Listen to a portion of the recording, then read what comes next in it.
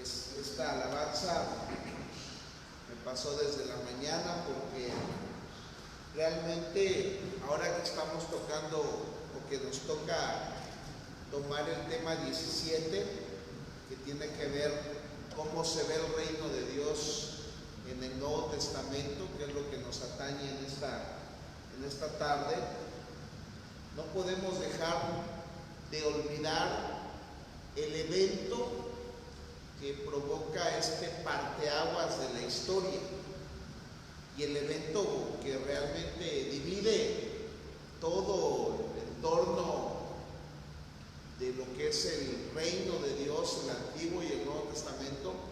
Precisamente es el momento en donde el Señor derrama su sangre en la cruz del Calvario como pago, como propiciación, como libación, para poder unir, como lo dice en su momento en Romanos, de un pueblo a todos por su sangre, pero sin olvidar, que es lo que estamos tocando, que el reino de Dios independiente que se va a establecer de manera literal, Jesús en su muerte y por su sangre unió a los dos pueblos, los gentiles y los judíos. ¿Sí? Y es algo hermoso que Dios nos permitió el día de hoy poder considerar. Y vamos a iniciar, hermanos, sin más preámbulos.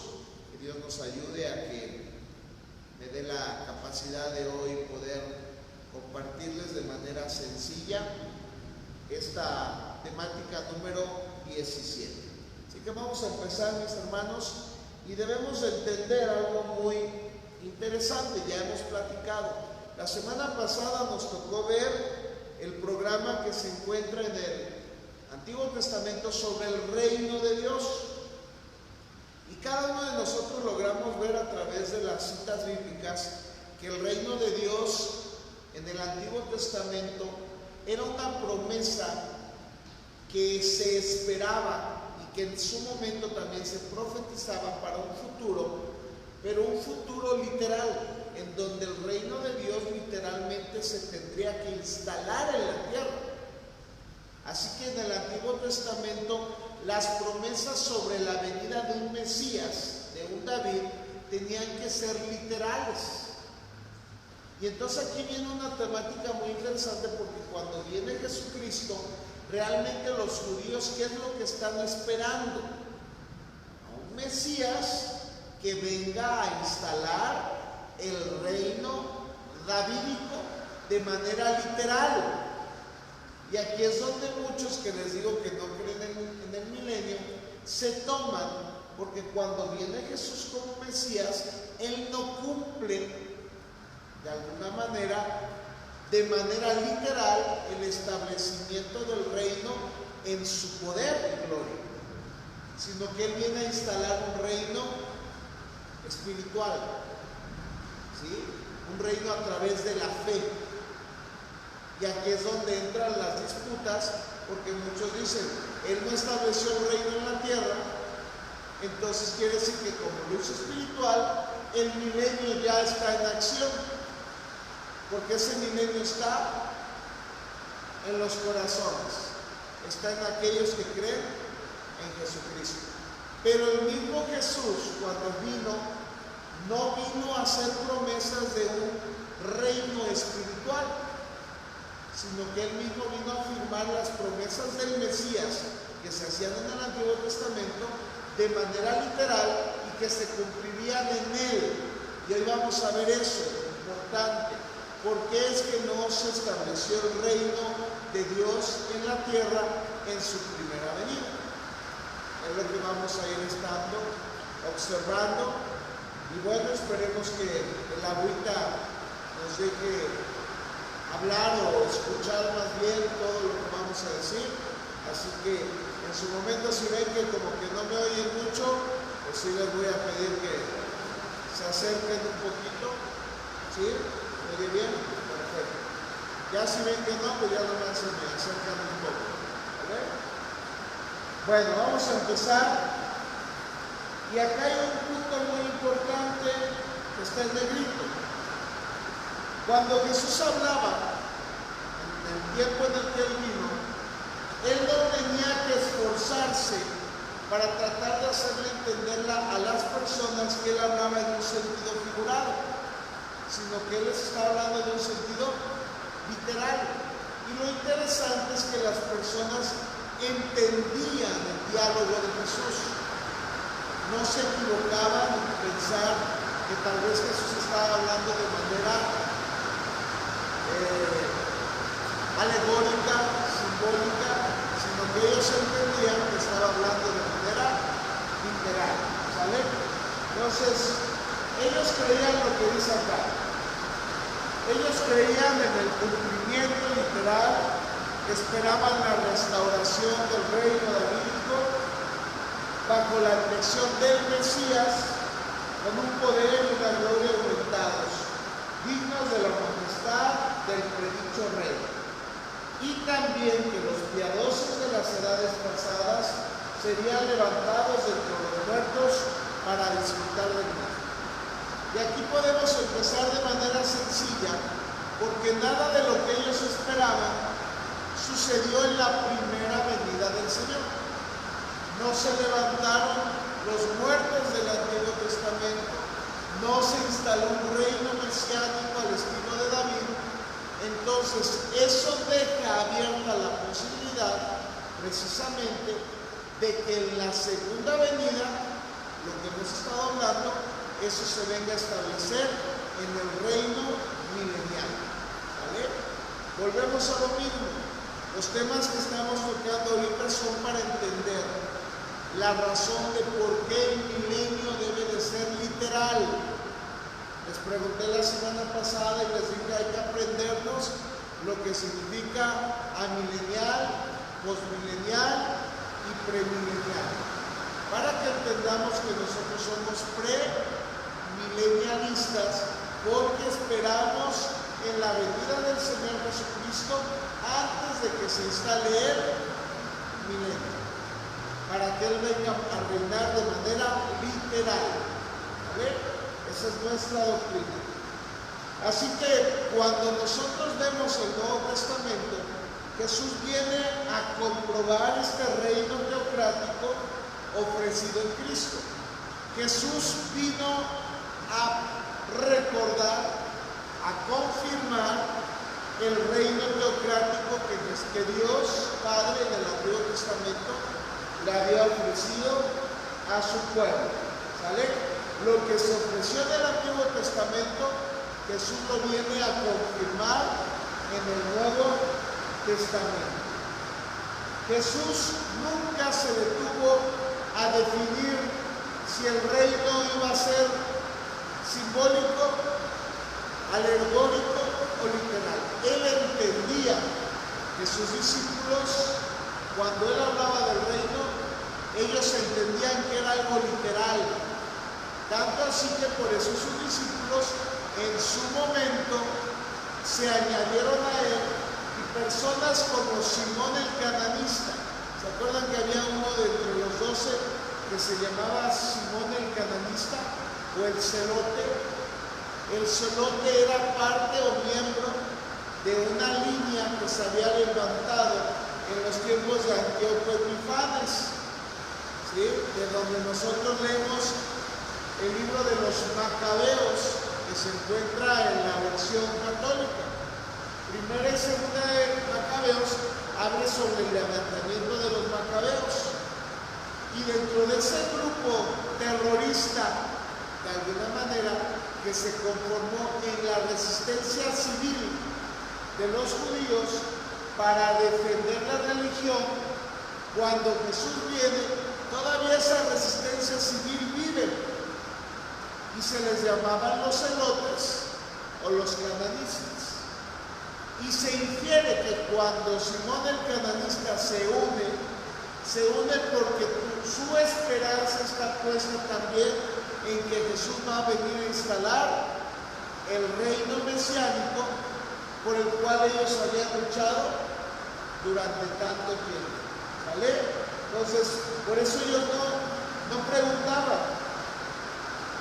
Es más, ellos entendían, ellos anhelaban que este reino se instalara inmediatamente, era su anhelo, porque era despojarse de Roma, era despojarse de la opresión en la cual vivía. Entonces ellos estaban anhelando, ¿vale? Ahora, dentro de esto debemos entender que cuando Jesús viene, las Escrituras en el Nuevo Testamento nos brindan los datos específicos en los cuales Jesús es reconocido precisamente como el Mesías, ¿vale? Dentro de esto podemos ver Mateo 2:2, donde dice: el rey de los judíos que ha nacido, ¿vale?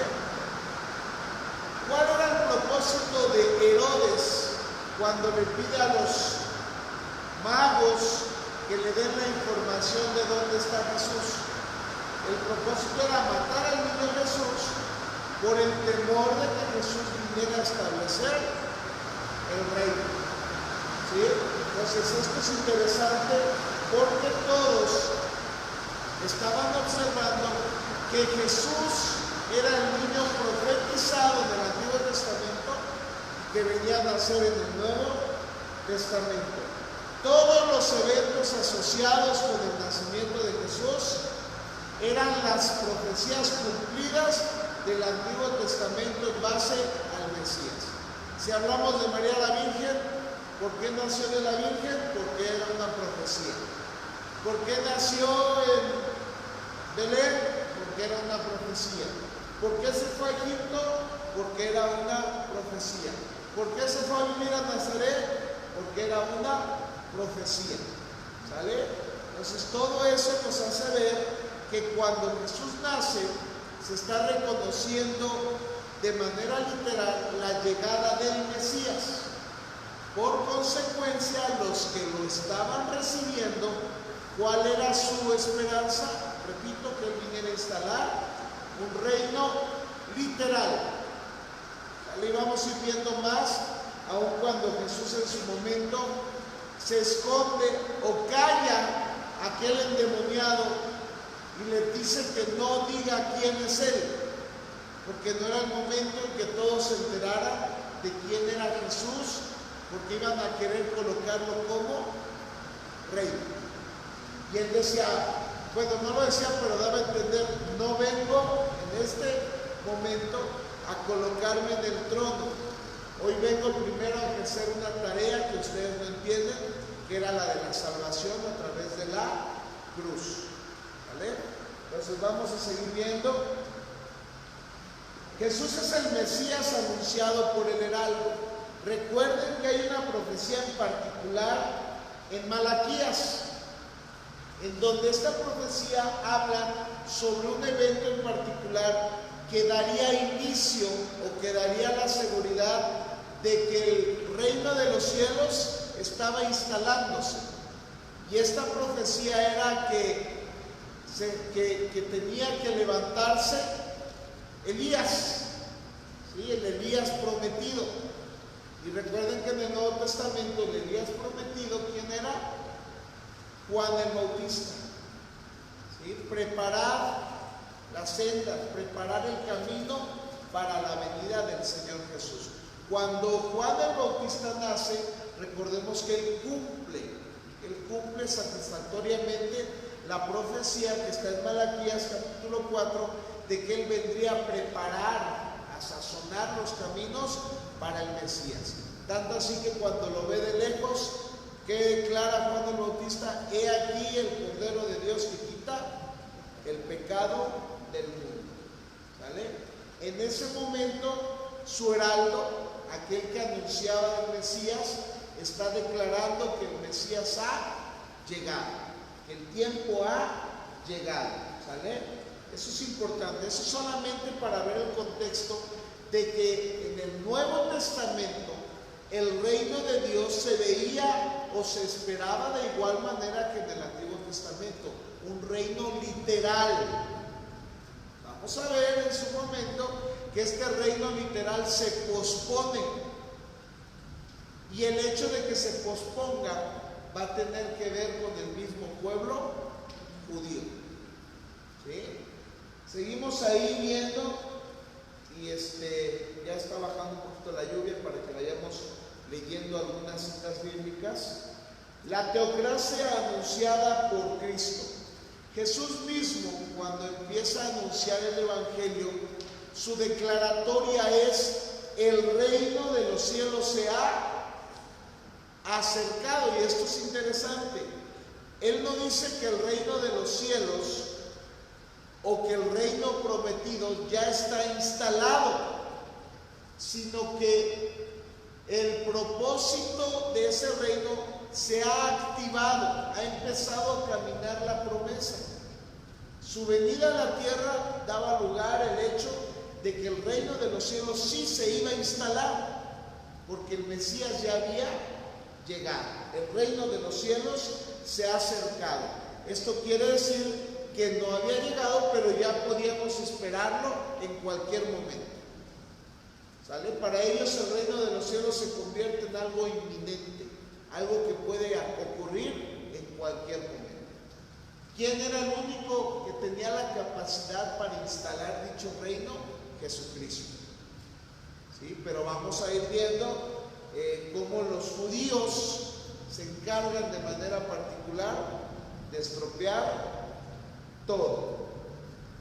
El mensaje teocrático limitado a Israel. Cuando vemos a Jesús, algo que suena muy interesante cuando nosotros a veces le predicamos a la gente, es aquel mensaje que Jesús le dice a la mujer sirofenicia. ¿Alguien se acuerda de la mujer sirofenicia?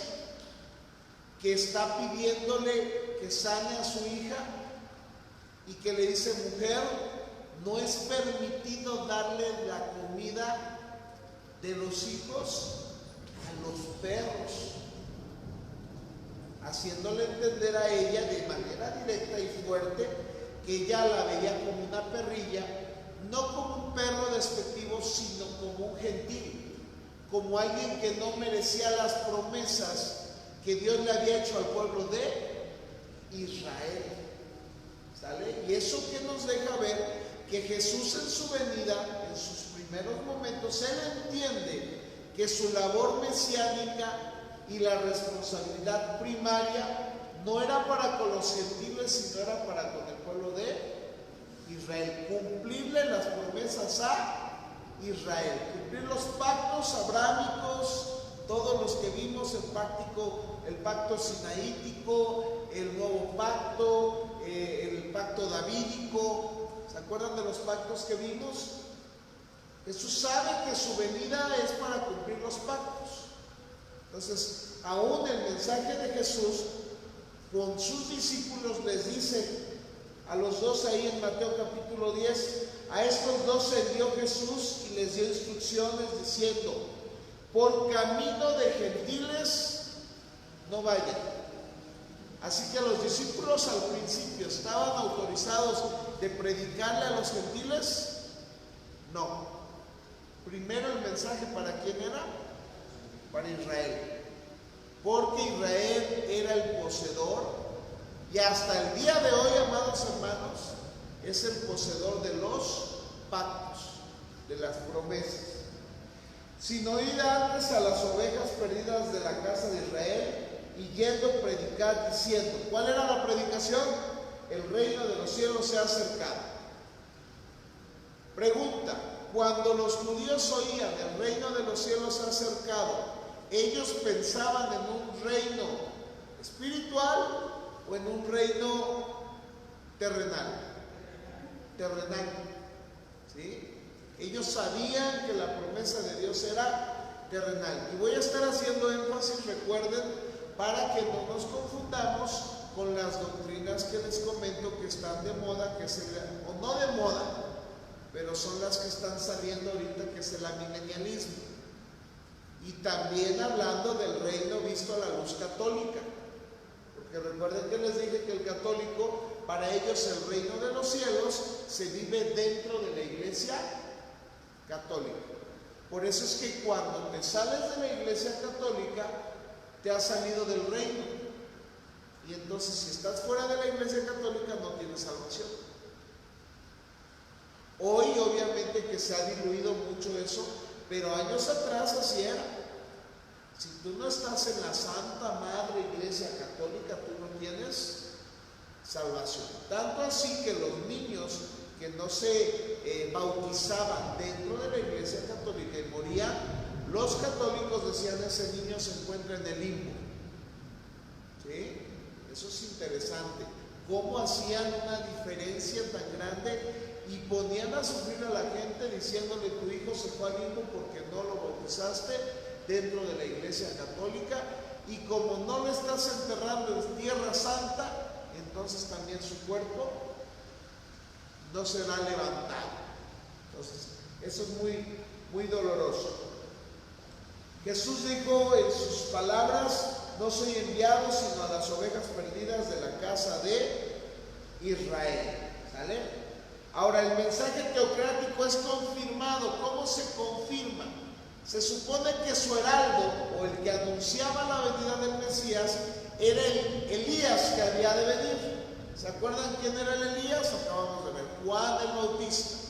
Juan el Bautista, al ser encarcelado por Herodes a causa de Herodías, recuerdan que cuando queda encarcelado, su naturaleza humana de Juan el Bautista llega al momento en que su fe mengua o tiembla, y entonces él se pregunta si realmente Jesús era el Mesías que había de venir. ¿Por qué le entra esa duda a Juan el Bautista?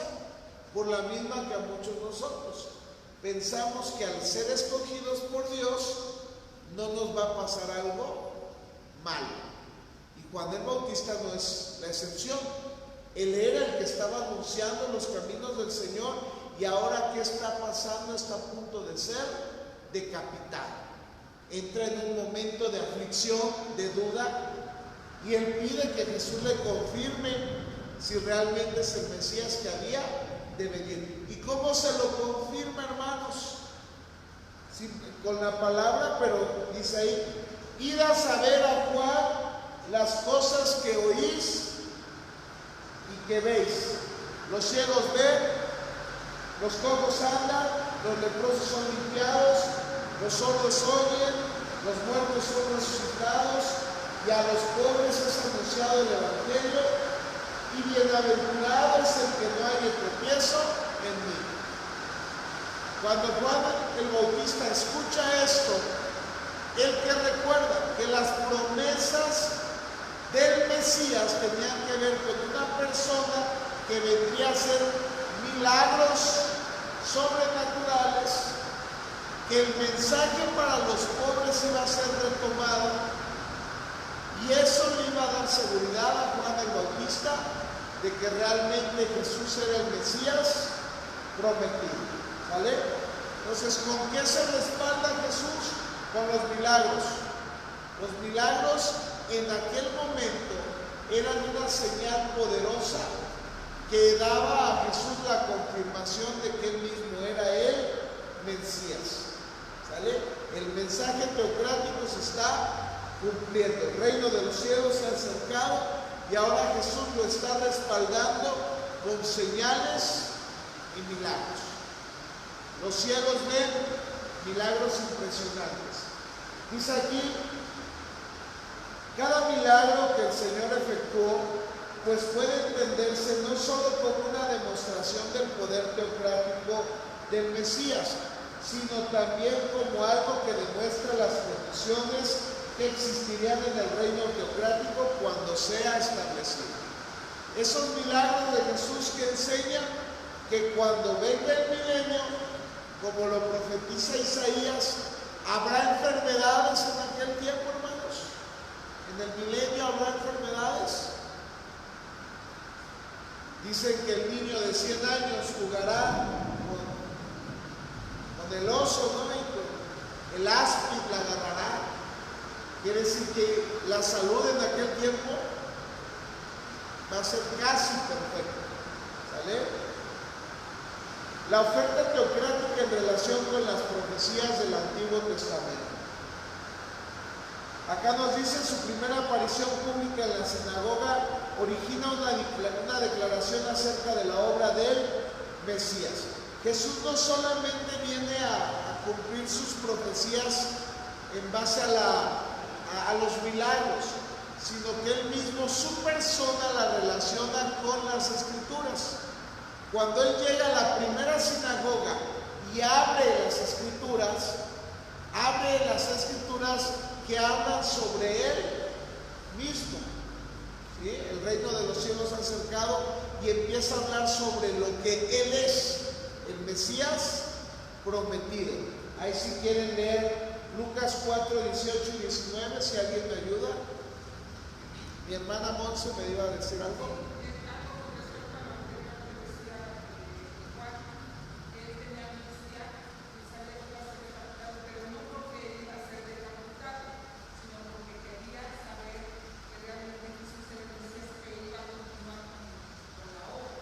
Eso, y la otra, como usted bien lo dice, no tenía miedo a ser decapitado. Quería saber sobre Jesús, pero también en él surgió la duda de si realmente él era el heraldo, si él realmente era el Elías que había de venir. Por lo mismo, no tenía miedo, como dice usted, de la muerte, sino estar seguro de lo que está pasando.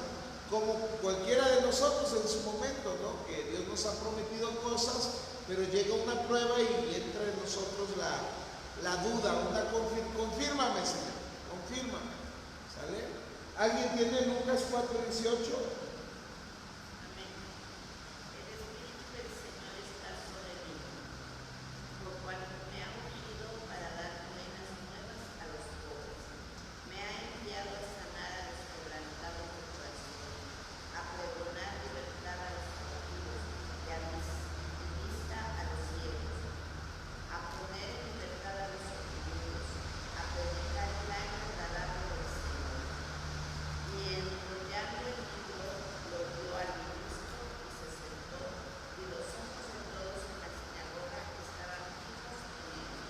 Entonces, ahí se cumple lo que Isaías capítulo 61, versículo 1, hablaba sobre aquel que iba a venir a hacer el trabajo de el Mesías prometido. Jesús está abriendo una escritura que habla sobre él mismo para corroborar que él es el Mesías. Entonces, hace actos que no solamente los hace al azar, que son un propósito de hacerlos para que la gente creyera. Y todavía cuando él afirma quién es él, ahí en la limpieza del templo, él se enoja cumpliendo la profecía en donde dice: el celo de mi casa me consume. Jesús, al ver cómo estaban haciendo mercadería dentro de la casa del Señor, él se encela de tal manera.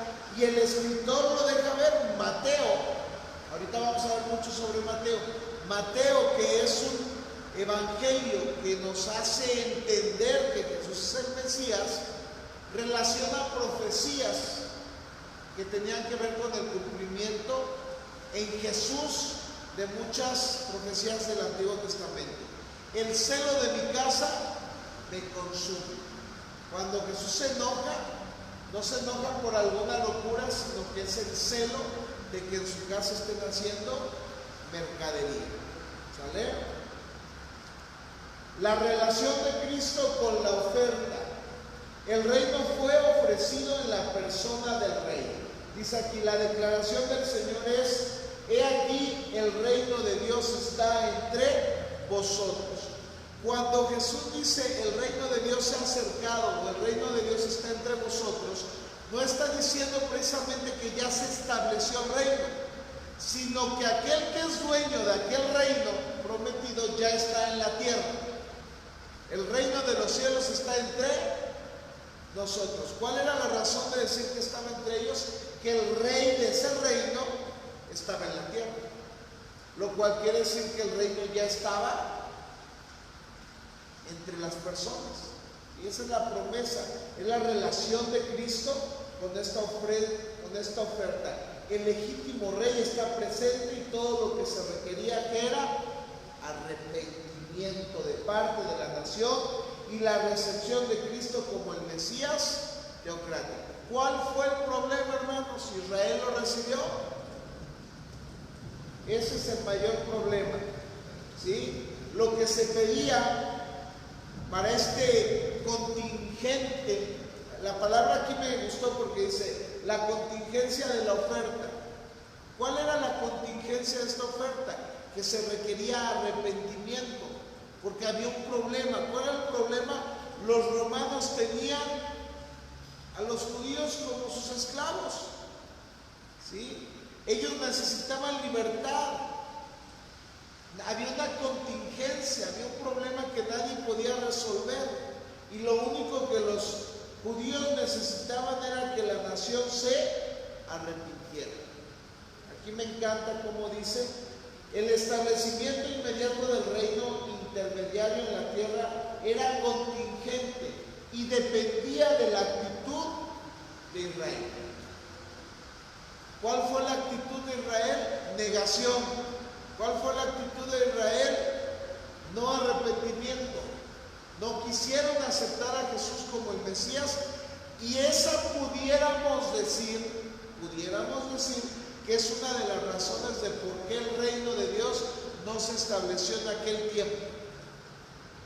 No es que hagamos la pregunta de qué hubiera pasado, sino simplemente entender que la actitud de Israel fue la equivocada. No quisieron recibir al Mesías, no lo quisieron recibir. Esta era la oferta de bona fide, de buena fe.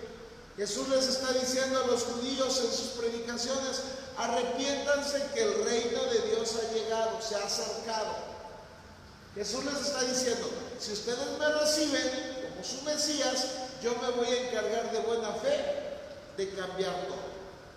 Pero como Santo Tomás quería primero ver el pueblo y luego creer, como no estaba viendo el pueblo que Jesús tomara las espadas, entonces el pueblo solamente estaba viendo que hablaba de amor, de paz, de perdón. El pueblo de Israel dijo, y como la promesa de buena fe que Jesús dio no se cumplió, entonces ¿qué sucedió? Solamente quedó postergada la promesa que ya tenían ellos. Dice aquí, por eso decía así, el hubiera no existe, pero dice: el reino le fue ofrecido de buena fe a la nación. Esto es, se le hubiera concedido a la nación si la nación se hubiera arrepentido. Pero la depravación de la nación lo impidió. Fueron más los que rechazaron a Jesucristo que los que en su momento lo aceptaron. Tanto así que recuerden cuántos eran los que estaban en el aposento alto cuando Jesús ascendió a los cielos. 120. Se infiere que solamente o aparentemente después de 3 años y de milagros, ¿a cuántos habían convencido Jesús? A 120. Me encanta porque leí un libro en donde nos hace reflexionar que Jesús no vino a evangelizar, Él vino a salvar. Porque si Él hubiera venido a evangelizar, pudiéramos decir que fue uno de los peores evangelistas. Porque en particular nomás 12 se le convirtieron bien y uno de ellos lo traicionó. Y de los 3 años que estuvo y de todos los milagros que hizo, solamente 120 se medio convencieron,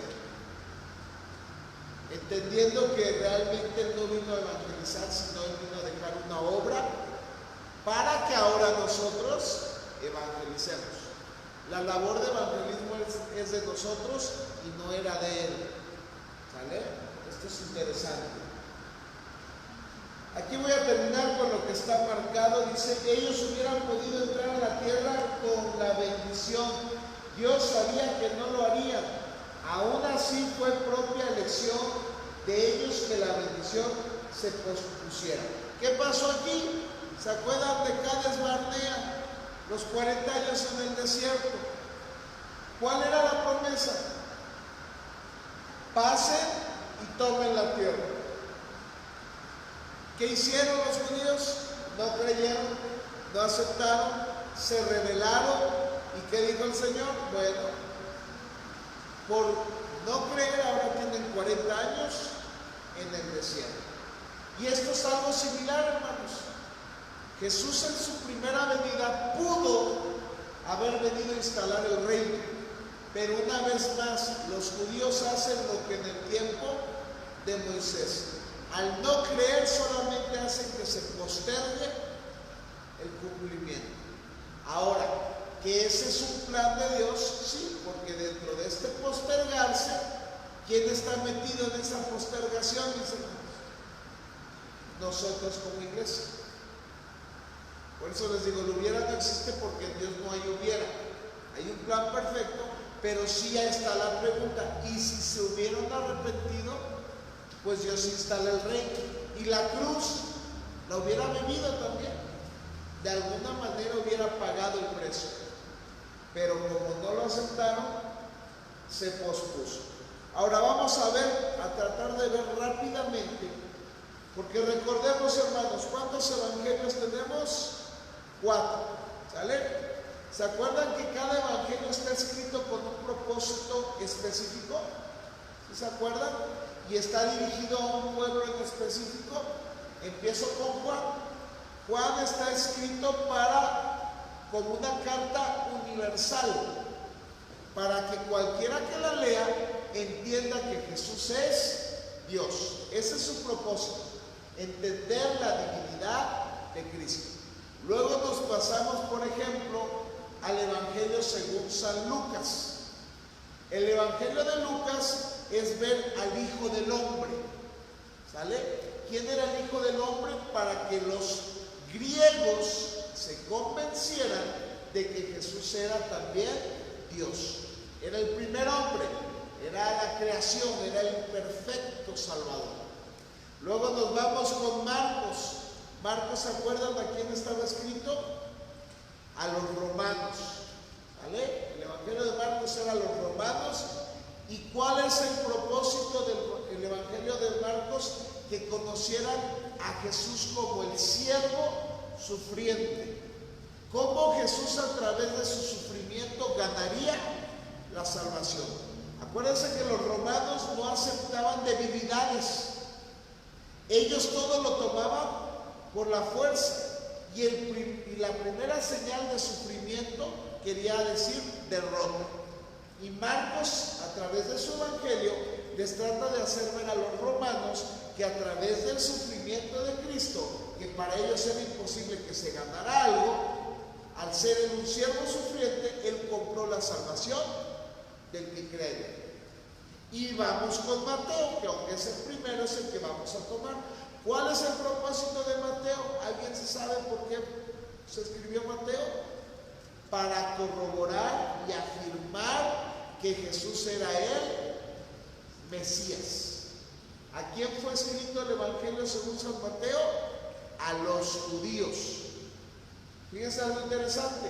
Mateo a los judíos, Marcos a los romanos, Lucas a los griegos y Juan de manera universal. Así que como Mateo fue escrito a los judíos, para que ellos entendieran que Jesús es el Mesías, dentro de Mateo vamos a ver mucho de cómo el profeta dijo, como el profeta anunció.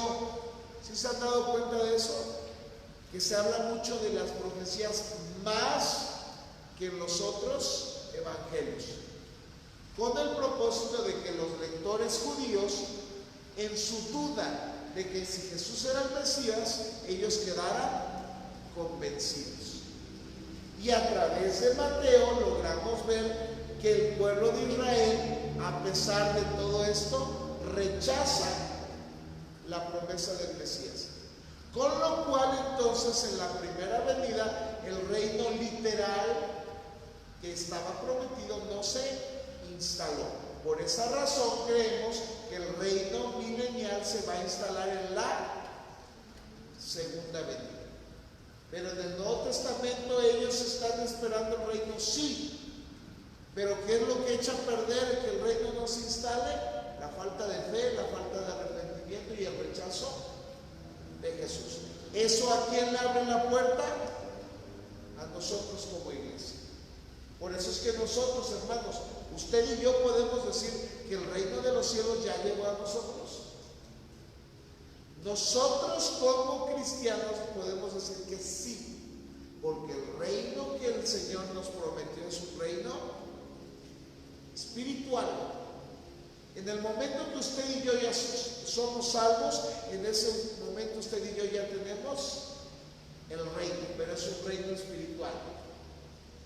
¿Se prometió un reino en la tierra? No. ¿Hay garantías de prosperidad por ser hijo de Dios? No. Solamente hay una promesa de vida eterna. Pero todas las otras promesas, ¿para quiénes son? Para los judíos. ¿Sale? El propósito por el cual se escribió San Mateo fue registrar tres cosas que vamos a ver de manera rápida. La presentación de Jesucristo como el Mesías. ¿En qué punto bueno, ahorita lo vamos a ver para no adelantarme. Trazar la oposición de la nación a él y al reino que ofrecía. Y registrar el rechazamiento oficial y final de ese rey y ese reino por parte de Israel. Y vamos con el primero. Hay tres aspectos principales en el Evangelio según San Mateo: la presentación, la oposición y el rechazamiento. Aunque no lo escriban, ahorita lo voy a repetir otra vez. 1. La presentación y la autenticación del reino, que es el primer punto, que está en los primeros capítulos. ¿Cuál es la primera presentación? La genealogía de Jesús. Estábamos jugando sabiduría y dice cuántos nombres aparecen dentro del registro. Y dice que son 14 generaciones y 14 generaciones. En total, 42 nombres, 42 personas que nos ayudan a entender la genealogía desde David hasta Jesús, para corroborar que él tenía el título o podía reclamar el título de rey. ¿Sale? Y aquí estamos hablando entonces de la autenticación de que Jesús era el rey. Porque en el milenio, o para un reino, ¿qué se requiere? Un rey. No solo era el Mesías, sino que era el rey Mesías que se iba a venir a instalar. En la segunda sección de esta parte, Mateo registra las proclamaciones del rey, las cuales establecen su derecho judicial para gobernar.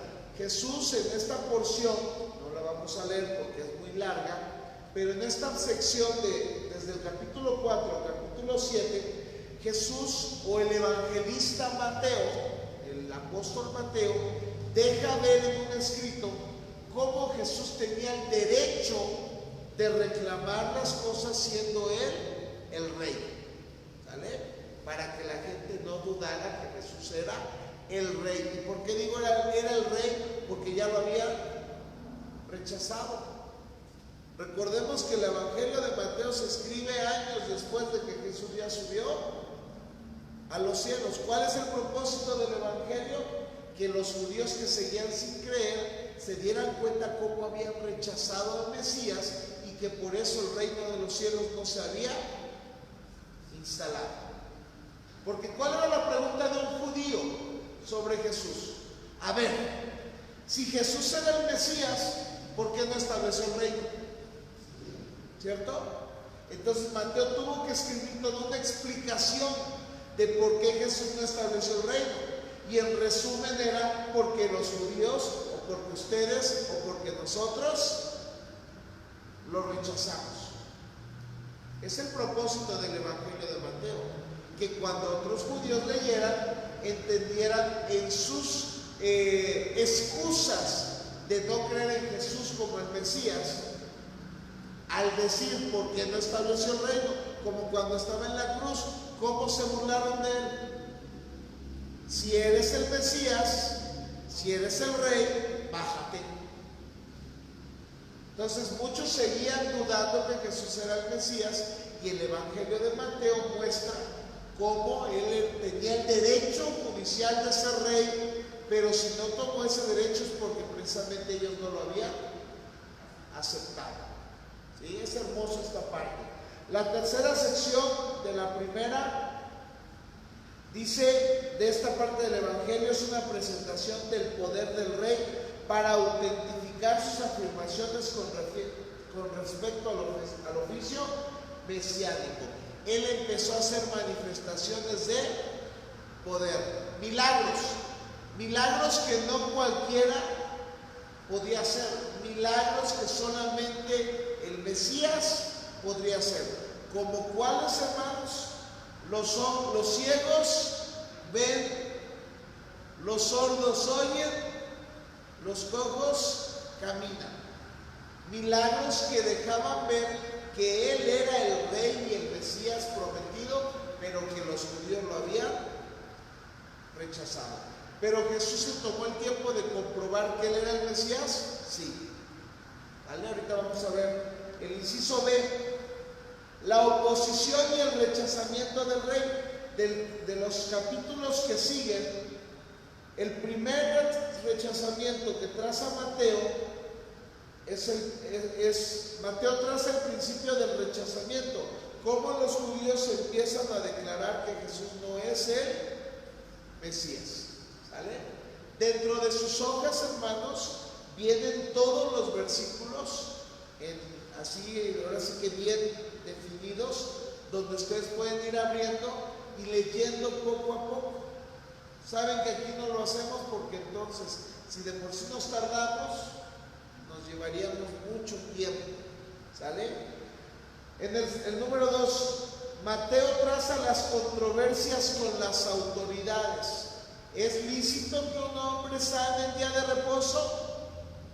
Empiezan las controversias. No querían que sanara el día de reposo, no querían que comiera en el día de reposo. Las mismas autoridades están sobre Jesús, mostrando que ya están rechazándolo como Mesías. En el 3 dice, Mateo traza las consecuencias del rechazamiento. ¿Cuáles son las consecuencias del rechazamiento? Que Jesús les iba a decir, me aparto de ustedes y me voy a los gentiles, como dijo en su momento Pablo. ¿Sí? Hay una parte, ¿se acuerdan de la higuera que se seca? La higuera representaba al pueblo de Israel. Cuando Jesús le declara a esa higuera que está muerta y sale y se ve muerta, eso es la declaración más grande de que el Señor ha desechado por completo tratos con Israel. Recordemos que para nosotros, ¿cuándo inicia una vez los tratos con Israel? Cuando empiece la tribulación.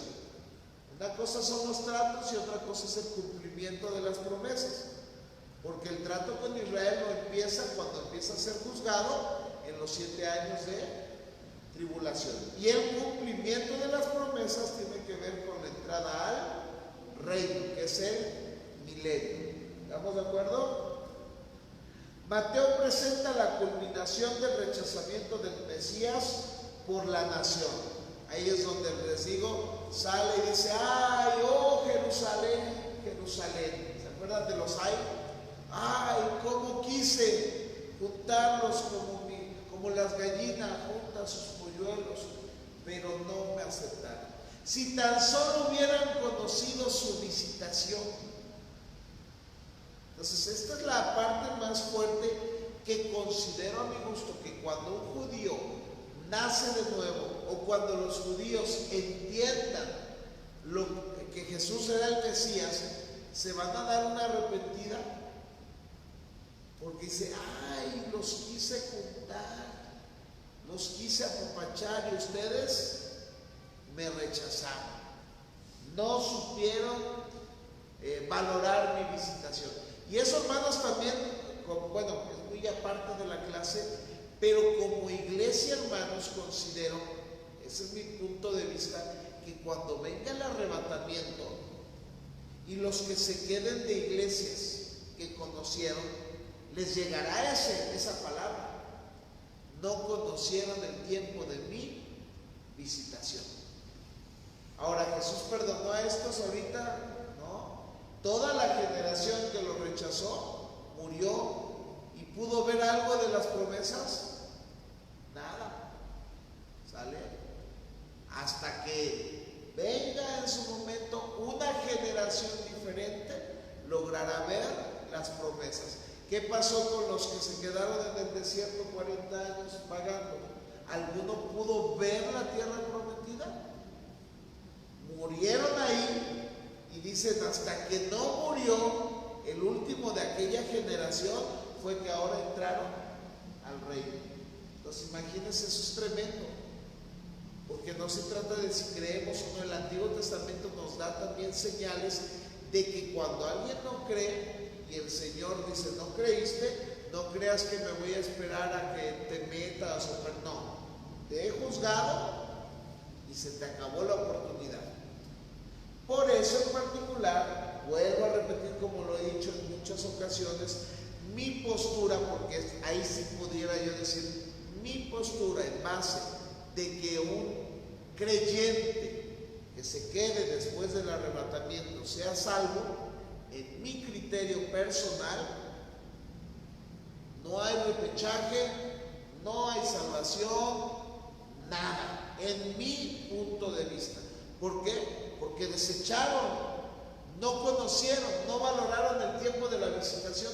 ¿Cuál visitación? El Espíritu Santo, Dios, entre nosotros. Desecharon al Rey viviendo en la iglesia y ahora lo van a querer. A mi criterio es un no. ¿Paz? Yo creo que es definitivo lo que dices, porque pues, se supone que Dios viene por su iglesia. Entonces, esa iglesia va a ser levantada. Los que se queden no son parte de su iglesia. Habrá gente que tendrá conocimiento, no es como decir, ningún santo se queda. No, pues todos los que están siendo arrebatados son porque se escribieron en el libro de la vida. Y los que se quedaron, se oye feo, ¿por qué digo que se oye feo, hermanos? Porque el 80% por lo menos de hermanos que conozco y que hablan sobre el arrebatamiento, hacen mención de que si no se van en la primera, se van en la segunda. Y yo cuando escucho eso, digo, por eso hablo del repechaje, ¿no? Si no hay repechaje, no hay segunda. El Señor nos deja ver, cuando se cerraron las puertas del arca, se cerraron. Cuando cayó el fuego sobre Sodoma y Gomorra, cayó el fuego. Cuando la generación de los que salieron de Egipto se les prohibió entrar, ni uno entró, ni Moisés, aunque él solamente lo vio, y los únicos dos que entraron se lo ganaron por fe, Josué y Caleb. Pero de ahí nadie de la generación que salió. Entonces, entendiendo que si estamos hablando de periodos, en el periodo del rapto, el que se quedó, que pudo haber profesado ser cristiano, se le acabó la oportunidad, ¿no? Entonces, por eso hay que dividir claramente el hecho de que el pueblo de Israel, ahí va otra, el pueblo de Israel recibió al Mesías, recibió al Rey, estaban con la oportunidad de que el reino se estableciera. Lo rechazaron. ¿Qué sucedió? Fueron condenados porque el reino no se instaló y se tuvo que postergar el planteamiento del reino de los cielos hasta que ahora nosotros que entramos en la bendición seamos levantados, venga la tribulación y entonces venga el reino para cumplir las promesas en su segunda venida, donde aquellos que rechazaron no podrán disfrutar de este reino. ¿Quién lo disfrutará? Nuevas generaciones, nuevas personas.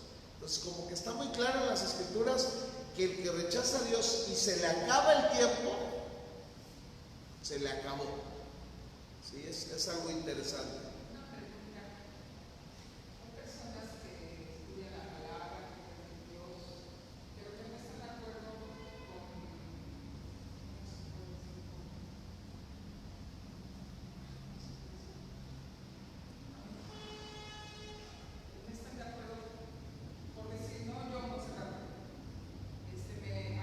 Me gusta leer la palabra del Señor, me gusta orar, pero vengo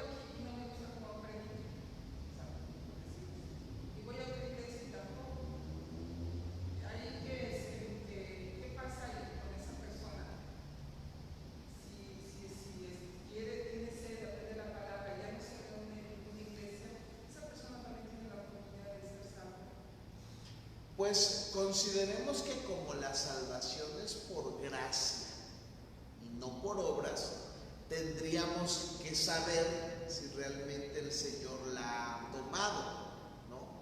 Porque el hecho de que una persona no le guste cómo prediquen otras personas, pues indica en su momento tal vez no un grado de no salvación, sino un grado de soberbia y de inmadurez muy grande, que si es algo, considero a mi gusto que el Señor en algún punto lo tendrá que bajar de donde se encuentre y llevarlo al suelo para que él entienda de que no es del predicador, sino que es de aprender y de obedecer su palabra, ¿no? Es muy extraño ese tipo de personas, pero existe, ¿no? Por otro lado, lo más sencillo a mi criterio es que no conoce a Dios, porque una de las características principales que considero que va creciendo en nosotros es la tolerancia, ¿sí? El aceptarnos unos a otros como somos, aunque nos caigamos de repente mal, pero la misma palabra, quiéramos o no, como que nos forza, nos impulsa a perdonarlo, a amarlo, aunque no nos caiga tan bien, ¿no? Entonces muchas veces yo observo que esa parte tiene que ver, nació de nuevo pero le falta guía, hay una soberbia muy elevada en él, en donde él piensa que se puede, es un autodidáctico tan bueno que no necesita de nadie para aprender de Dios. Pero él mismo se podría estar confrontando porque las mismas escrituras lo van a llevar a tener que reconocer que no congregarse es una desobediencia, que el no convivir con la iglesia es una desobediencia, que no perdonar a los hermanos es una desobediencia, que el sentirse tan maestro es un riesgo. No os hagáis muchos de nosotros maestros sabiendo que es peor. Entonces, entre eso le pudiera decir tal vez el porcentaje menor es de ese tipo de gente. A mi gusto, el mayor porcentaje es que no han entendido a Dios. Porque es eso, es destruir la palabra a mi conveniencia. Hago lo que me conviene y lo que no. Entonces, como aquí, vamos a decir, estoy escuchando un sermón o una clase de escatología y todo está muy bonito, pero, por ejemplo, ahorita acabo de tocar este punto, ¿no? Digo, pero los que no se vayan en el arrebatamiento no se salvan. Entonces, ¿qué tal si por ahí alguien duda de su misma salvación o sabe cómo anda y dice, no, yo sí me voy en la segunda? Aunque él diga que no, yo creo diferente. Y entonces eso ya tiene que ver con la inmadurez que puede haber en cualquiera de nosotros en diferentes aspectos. Pero sí, yo considero por ahí que a mí me ha tocado ese tipo de personas. Yo la leo, yo sé, yo vivo, y pues uno dice, pues no se ve porque lo que dice la Biblia es una cosa y tú te ves haciendo otras cosas. Entonces, es interesante. Y el pueblo de Israel, terminando el Evangelio de Mateo, estudien esta parte, hermanos, sería muy bonito. Yo me puse medio a tratar de leer los versículos y hasta me puse a leer en la Biblia hablada, el Evangelio de Mateo, para volver a recordar cómo si cuando lo lees bajo esta perspectiva, el pueblo de Israel está rechazando una y otra vez a su rey. Y entonces uno logra entender realmente por qué el pueblo de Israel no pudo disfrutar de las bendiciones que, digamos, hubieran gozado desde el principio si se hubiera arrepentido, ¿no? Y es una enseñanza a nuestros días para que también nosotros nos arrepintamos a tiempo de nuestras formas, para que no al rato digamos es que hubiera, ¿no? Porque aunque Dios al pueblo de Israel lo va a salvar, sí, al pueblo de Israel le va a dar su reino, sí, pero las consecuencias de aquellos que rechazaron las bebieron, así como nosotros las consecuencias de nuestros actos las vamos a beber. Que Dios nos vaya a perdonar es otra cosa, pero beber las consecuencias de nuestras formas, esa es otra muy diferente. Dice acá el 1, Mateo presenta la preparación que el Mesías le da a los discípulos en vista de este rechazamiento. Como el pueblo de Israel lo rechazó, entonces le dice a los discípulos: ahora prepárense, porque viene un tiempo nuevo. Y acá mete de alguna manera en el Evangelio lo que es el tiempo de la iglesia. Prepara a sus discípulos para que los discípulos entiendan que el reino prometido literal no se va a instalar, sino que ahora el pueblo de Israel va a sufrir y que ahora se abre la puerta a los gentiles para la salvación. ¿Y por qué los prepara Jesús? Porque les fue difícil a los judíos aceptar que los gentiles iban a ser salvos. Sí. ¿Con quién lo vemos? Lo dijimos en alguna ocasión. Pedro, hermanos, ¿cuánto le costó aceptar que los gentiles tenían salvación? ¿Le costó? Tuvo que bajar el lienzo el Señor con comida de animales inmundos. Y yo no como eso, Señor. Pues si te lo estoy bajando y te estoy diciendo que comas, y ahora resulta que tú no. Come. Ya come. Y ve a la casa de los... Ahí va. ¿Sí? Le costó trabajo, tanto así que recordemos que ya cuando llegaban todos los judíos se meten problemas con Pablo, porque dice que cuando estaba aún Bernabé fue arrastrado con esta simulación, con esta hipocresía de que cuando había muchos judíos no se juntaban con los gentiles, solamente puro grupo judío.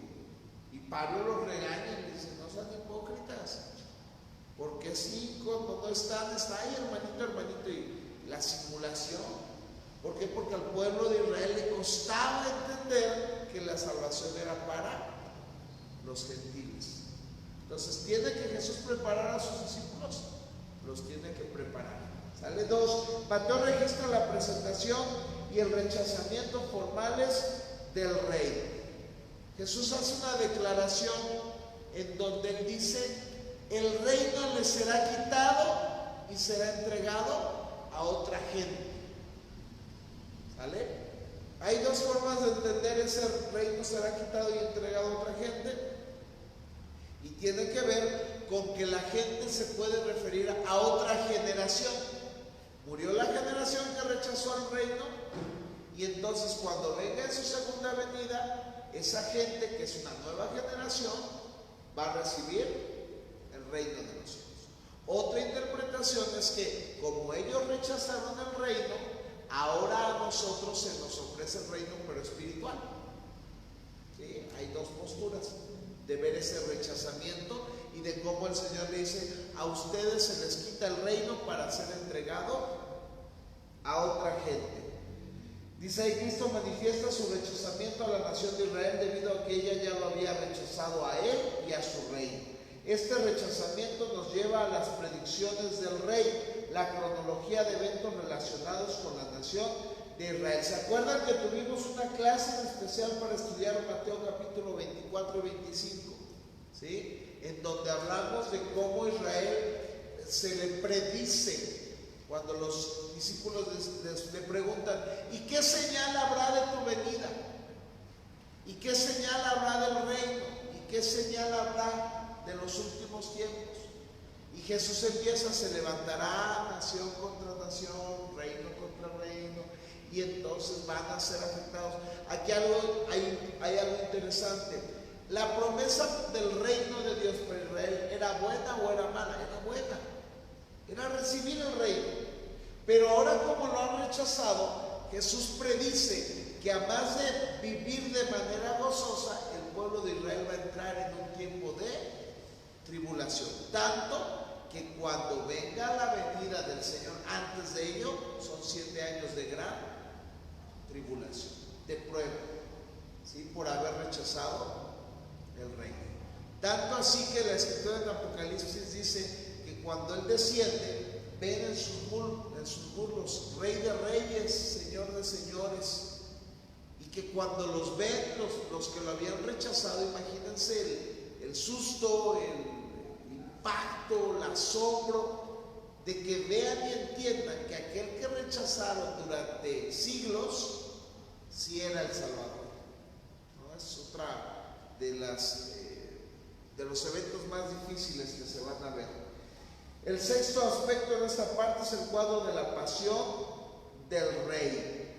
Y la séptima es la prueba del derecho mesiánico del rey. O sea, el sexto aspecto del rechazamiento final de Jesús es que lo crucifican. ¿Qué más o hasta dónde no pudieron haber llegado los judíos que rechazaron a su rey? Tanto que, ¿se acuerdan que Pilato le pone el famoso INRI? ¿Sí? Aquí está el rey de los judíos. ¿Sí? Entonces eso es impresionante porque esa es una misma declaración que Poncio Pilato hace y que le dice, quite eso. ¿Y qué le dice Pilato? Lo que puse, lo que escribí. Pues ahí se ve la última, el último rechazamiento del rey, o el penúltimo, porque el último es que cuando ya murió, fíjense qué interesante, ya murió Jesús y por el miedo de que tuvieran que reconocer que Jesús era el Mesías, ¿qué es lo que hacen con el sepulcro? Ponen a los oficiales a cuidarlo, porque aparentemente pudiéramos decir que en su corazón ya habían reconocido que Jesús era el Mesías, pero la dureza del corazón de Israel llegó de los líderes a tal grado que cuando resucita, recuerden que se mochan o hacen, pagan dinero para que nieguen que resucitó y más bien que le echen la culpa a los discípulos de que se habían robado su cuerpo. Esa ya es como el acabose. A pesar de que vieron, como dice, tienen ojos y no vieron, rechazaron por completo al rey. ¿Sale? ¿Hasta aquí algún comentario, mis hermanos? ¿Vamos bien? Ahora, vuelvo como a recordar, ¿por qué estamos tomando esta clase? Porque tenemos que entender que si Jesús es el Mesías, su propósito aparente era venir a instalar el reino. ¿Por qué no lo instaló? Es la pregunta. ¿Porque era espiritual o porque Israel lo rechazó? Porque Israel lo rechazó. Y entonces, al rechazarlo, ¿qué es lo que quedó? El reino espiritual, en donde él iba a lograr abrir ese misterio escondido que somos nosotros, la iglesia. ¿Sí me explico? Entonces, ¿por qué no lo instaló? No porque él tenía planeado el reino espiritual, sino primero porque Israel rechazó. Al rechazarlo, aprovecha el rechazo para abrir la puerta a que la iglesia entre en este lapso y entonces se cumpla: en ti serán benditas todas las naciones de la tierra. Por esa razón estamos viendo este tema, pues, para que no nos vayamos medio a perder, porque tenemos que entender que el hecho de que no se instaló el reino espiritual, literal, entonces no se vaya a cumplir ya y estemos viviendo el reino ya. No, la segunda venida tiene el propósito de que Jesús venga entonces a instalar el reino. Entonces ahí es donde podemos nuestra doctrina comprobar, afirmar, corroborar que el milenio tiene que ser literal y terrenal. ¿Sale? Las promesas de Dios tienen que ser literales y terrenales. ¿Mi hermana? Aquí, como Jorge acaba de decir, los judíos vieron y no creyeron. Entonces Jesús ya no dijo acá su reino. Entonces ahora abre la oportunidad de que ahora sea un reino espiritual. Nosotros los gentiles no vemos, pero creemos. Así es, exactamente. Y esta es digamos que es el misterio del cual hablamos en su momento, que Pablo decía: nosotros como iglesia somos el misterio escondido desde antes de los tiempos, ¿sí? Pero eso no quita que en nuestra doctrina creamos firmemente que Dios viene a instalar un reino literal, milenial en donde va a cumplir todos sus pactos y sus promesas hechas a nosotros, no, reafirmo, al pueblo de Israel. ¿Sale? Entonces vamos terminando. El retiro y la posposición de la oferta del reino teocrático después de que Israel lo rechaza. Fue entonces cuando sucedió un hecho tan dramático y tan significativo que no debemos dejar de ver. Que en el momento que rechazan, entonces Dios pospone. Leemos que, sabiendo esto Jesús, sabía que ellos tenían un consejo contra él, se apartó de él. Cuando ya en el capítulo 12 de Mateo, es el momento cumbre en donde el pueblo de Israel rechaza al Mesías a tal grado que ya están buscando el momento para matarlo. En el momento que Jesús ya está viendo que están propuestos a matarlo, Jesús dice ahí, se aparta de ahí. ¿De dónde se apartó? De Jerusalén. Ya tenía que entrar a escondidas, y es por eso que su ministerio, si se dan cuenta, ya no lo efectúa en Jerusalén. Su ministerio casi todo es en Galilea de los gentiles. La luz, el pueblo que no vio luz, ahora está viendo la luz, milagros. Ahí es donde los milagros se efectúan de manera constante.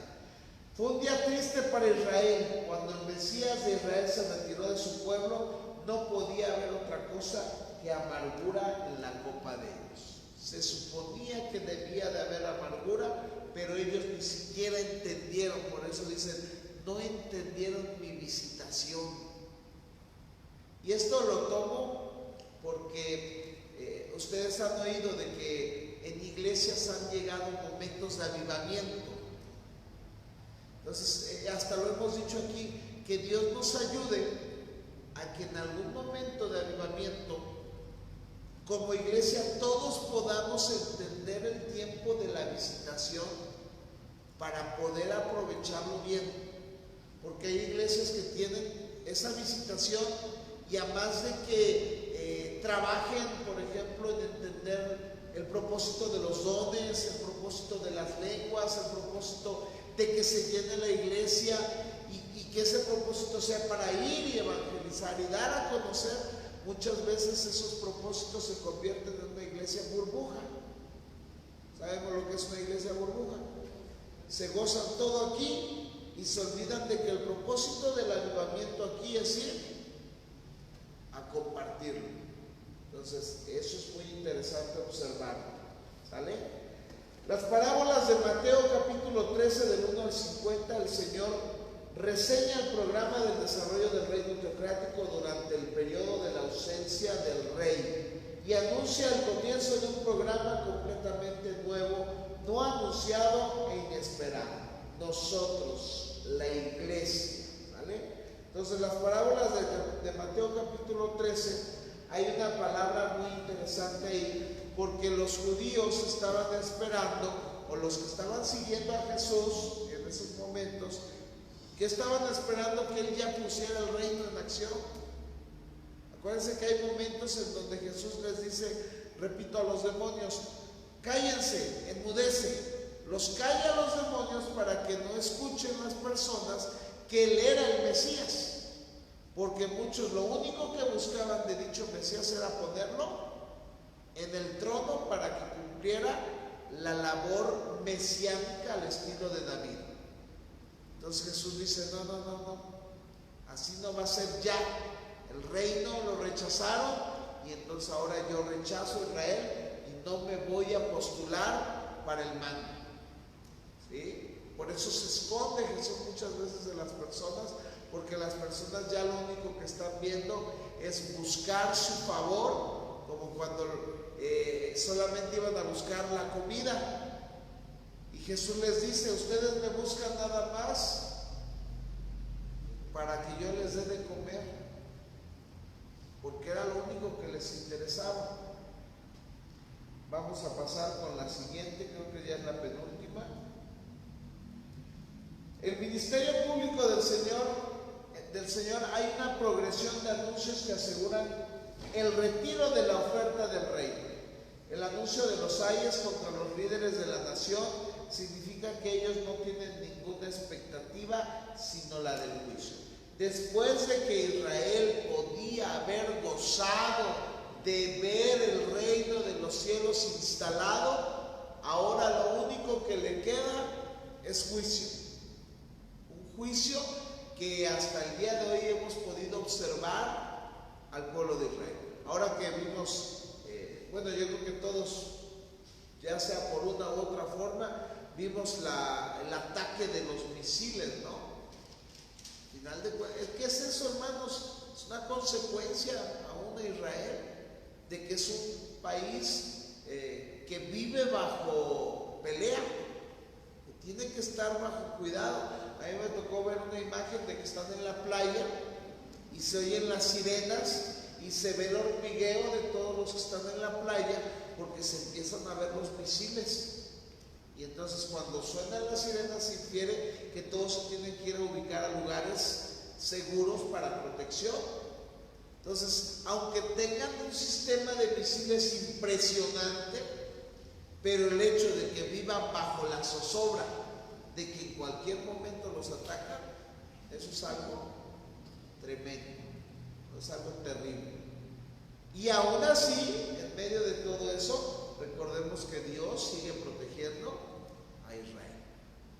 ¿Por qué? Porque tiene que cumplir sus pactos. Así como tiene que cumplir su juicio contra Israel, así se va a gozar, como lo dicen las Escrituras, por hacerles bien cuando venga el reino a Israel, cuando se instale. Vamos a ir terminando. La declaración del reino es final. Jerusalén, Jerusalén, que matas a los profetas y apedreas a los que te son enviados. ¿Cuántas veces quise juntar a tus hijos como la gallina junta a sus polluelos debajo de las alas y no quisiste?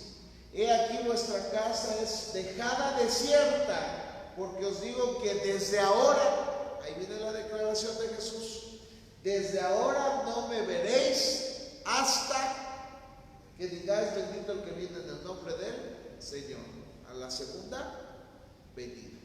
¿Sí? Se le acabó a Israel, digamos aquí, la suerte que pudiera haber tenido, el Señor declara se les acabó.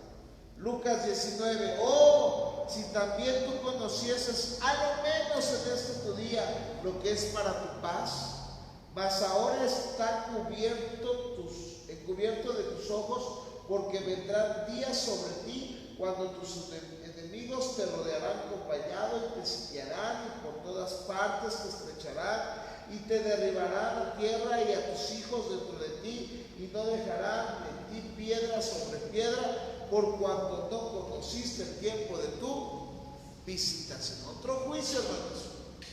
Después de que Jesús está predicando el reino de Dios ha llegado, ahora por el rechazamiento que les está diciendo, lo único que traen ahorita es juicio. Jerusalén será hollada por los gentiles hasta que los tiempos de los gentiles se cumplan. Y ahí está el cumplimiento en parte de por qué Nerón fue un grande, un enemigo de los judíos, el por qué Hitler, el por qué las peleas de hasta el día de hoy, el por qué hasta el 1948 o 46 se les dio permiso de que se instalaran como una nación, ¿sí? Pero no se les dio su pueblo, su territorio. ¿Cuál es la razón? Porque Jerusalén va a ser hollada porque rechazaron al Mesías. Esas palabras, hermanos, crucifíquenlo, crucifíquenlo. Su sangre sobre nosotros, ¿se imaginan? Ahora uno dice, ay, qué concepto, todo lo que el judío ha sufrido es impresionante. Que porque es el pueblo de Dios sigue vivo y se ha levantado, ¿por qué creen? Por los pactos de Dios. Porque necesita mantener Dios al remanente judío, a un pueblo judío, para meterlos al reino. Porque si Él prometió, Él les tiene que cumplir. Como Abraham le cumplió con su hijo No por él, porque él ya había regalado a Sara, ¿se acuerdan? Si por Abraham hubiera sido. Y lo mismo con Isaac, ¿se acuerdan? Baja a Egipto y regala a la esposa. Abraham regala a la esposa. Si por ellos hubiera dependido el crecimiento de la nación judía, si de hoy dependiera de los judíos estar vivos, hermanos, por eso se festeja el Purim, el día del libro de Esther, el Yom Kippur. ¿Por qué? Porque es otro evento que los judíos reconocen que de no haber sido por Esther, de no haber sido por Dios, los judíos hubieran sido exterminados. La piedra que desecharon los edificadores ha venido a ser cabeza del ángulo. El Señor ha hecho esto y es cosa maravillosa a nuestros ojos. Por tanto os digo que el reino de Dios será quitado de vosotros y será dado a gente que produzca los frutos de él. Ahí está la interpretación que les digo. Será dado a gente que produzca frutos. A mí me cuadra la interpretación de que esa gente, ¿quiénes son? Los que han de entrar al milenio. Esa gente que se les ha dado el reino es la gente que va a entrar al milenio, porque los que entren, ¿a qué va a entrar? A producir frutos, hablando de manera literal, porque si hablamos del reino espiritual podemos atribuir que ese reino se nos dio a nosotros. ¿Lo estamos valorando? Sí. Pero si habla de manera literal y genealogía judía, tiene que ver que esa gente será la generación que logra entrar al milenio. Y terminamos. Lucas 19, 41, 44. En vez de un reino presenta una terrible amenaza de temibles males venideros. También Mateo 23, del 37 al 38. En vez de un reino que vendría luego a ellos, se indica la dispersión y destrucción de la ciudad debido a su falta de arrepentimiento. Y con esto terminamos nuestra temática del programa del reino en el Nuevo Testamento. No hubo reino en el Nuevo Testamento. ¿Cuál fue la razón? No se arrepintieron, rechazaron al Mesías, crucificaron al Mesías y aún en su resurrección no aceptaron la resurrección del Mesías. Por lo tanto, el mismo Mesías los condenó hasta que venga en su segunda venida. ¿Sale? ¿Algún comentario, mis hermanos? ¿Estamos bien? ¿Comentarios? ¿Todo tranquilo? Bueno, pues vamos a dar gracias a Dios y que el Señor nos siga ayudando. Recuerden que las copias, bueno, veo que muchos anotan, las copias ven que están ahí. Si quieren en su momento los PowerPoint, también me los pueden pedir y se los pasamos, ¿vale? Bueno, vamos a dar gracias a Dios por este tiempo. Señor, te damos gracias. Gracias por tu amor, gracias por tu misericordia, porque nos permites tomar un tiempo